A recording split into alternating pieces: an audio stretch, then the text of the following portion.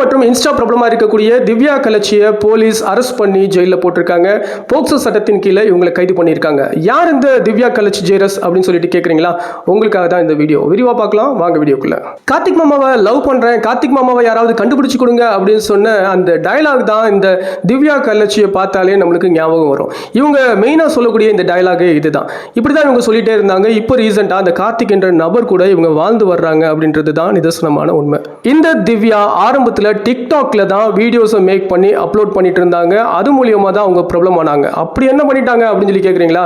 இந்த திவ்யா ஆரம்பத்தில் இருந்து ஆபாசமாகவே பேசி வீடியோ போடுறது, முக பாவனைகளை அப்படி இப்படின்னு காமிச்சு அவங்க வீடியோ போடுறது, இந்த மாதிரி ஆபாசத்தை வச்சு தான் இவங்க மக்களை கவர்ந்து இவங்களை ஃபாலோ பண்ண வச்சுக்கிட்டாங்க அப்படின்றது தான் உண்மை. என்ன ஜெயரஸ் இப்படி ஆபாசத்தை காமிச்சு கூட ஃபாலோ பண்ண வைக்க முடியுமான்னு கேட்டிங்களா? இப்போ ரீசெண்டாக இருக்கக்கூடிய ட்ரெண்டே இதுதாங்க.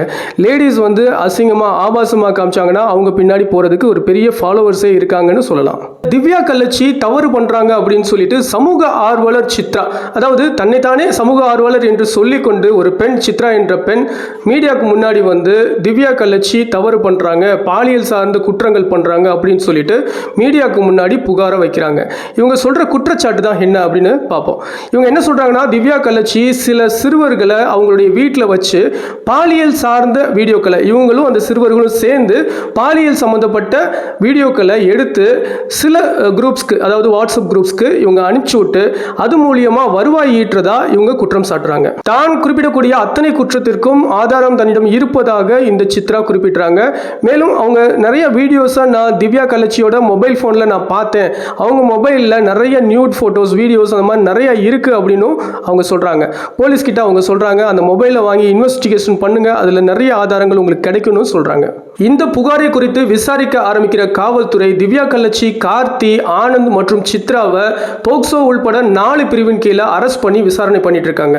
ஓகே ஜெயரஸ், இந்த திவ்யா கலட்சி யாருன்றது எங்களுக்கு தெரிஞ்சிச்சு. இந்த சித்ரா யாரு? சமூக ஆர்வலர்னு சொல்கிறீங்களே, இவங்க இவ்வளோ நாள் எங்கே இருந்தாங்க அப்படின்னு தானே கேட்குறீங்க. உங்களுக்கு நான் பதில் சொல்கிறேன். இந்த சித்ரா வேறு யாரும் இல்லை. 2017 வருஷம் ஒரு பெரிய மேட்ரிமோனி ஸ்கேம் ஒன்று நடக்குது. அந்த மேட்ரிமோனி ஸ்கேமில் குண்டாஸில் சில பேரை பிடிச்சி உள்ளே வைக்கிறாங்க. அதில் ஒருவர் தான் இந்த சமூக ஆர்வலர் என்று இப்போ சொல்லிட்டு இருக்கக்கூடிய இந்த சித்ரா. தன்னுடைய மகளான ஸ்ருதியை வச்சு இந்த மேட்ரிமோனி ஸ்கேமில் பல மாப்பிள்ளைகளை ஏமாற்றி சம்பாரிச்சது தான் இந்த மேட்ரிமோனி ஸ்கேம். இது நடந்தது 2017. இப்போ இந்த திவ்யா கலட்சி விஷயத்தில் இவங்க என்ன சொல்றாங்க அப்படின்னா, நான் திவ்யா கலட்சி வீட்டுக்கு போனேன், அப்போ வந்து 2-3 சிறுவர்கள் வந்து என்கிட்ட ஓடி வந்து என்னை காப்பாற்றுங்க அப்படின்னு சொல்லிட்டு அழுதாங்க அப்படின்னு சொல்லிட்டு இந்த சித்ரா சொல்றாங்க. திவ்யா கலட்சி மேட்டர்ல இந்த சித்ரா இப்போ தலையிடுறதுக்கான நோக்கம் என்ன? ஒருவேளை குண்டாஸ்ல இருந்து வெளியில வந்ததுக்கு அப்புறம் இவங்களுடைய மனநிலை மாறி நல்லவங்களா மாறிட்டாங்களா, இல்ல திவ்யா கலட்சி மேட்டர்ல இவங்களுக்கும் சம்பந்தம் இருக்கா? உங்க கருத்து என்ன அப்படின்றத கமெண்ட் பண்ணுங்க. அண்ட் இன்னொரு கிரைம் வீடியோல உங்க எல்லாத்தையும் சந்திக்கிறேன். Until then, bye from your Jairus.